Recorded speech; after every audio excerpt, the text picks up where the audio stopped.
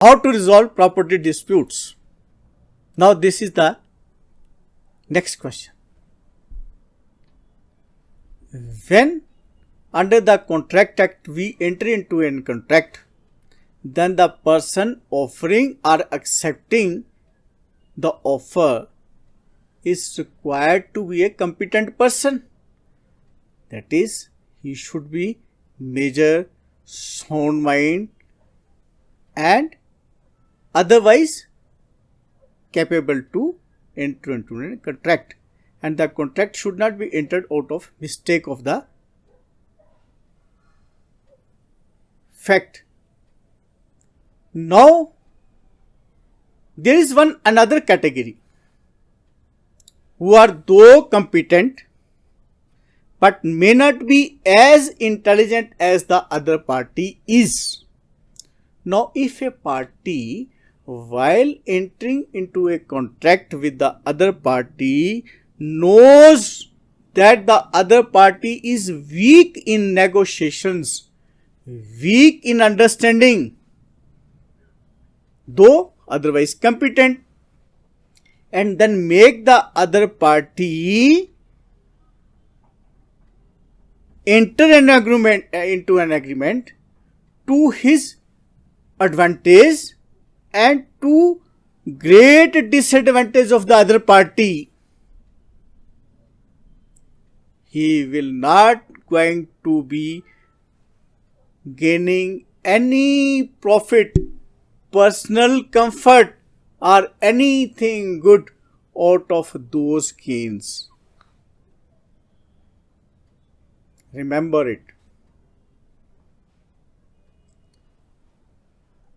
A person intelligent, as I know, who was post otherwise also intelligent, he during the late evening hours went to an old lady at that time with currency notes of ₹2 denomination in a big bag, and opened that bag before that old lady who has not seen even one bundle of any currency notes, and then made her to enter into an agreement for the sale of 14 bighas of her land adjoining the highway. After completion of the agreement, he came to me. At that time I was an advocate, and said that he, by his such deceitful manner, deceitful act, made that lady believe that the money is too much, but the money was in fact only 28,000 rupees only. But that lady could not understand that these are only 28,000 rupees. She took it that it is a huge money.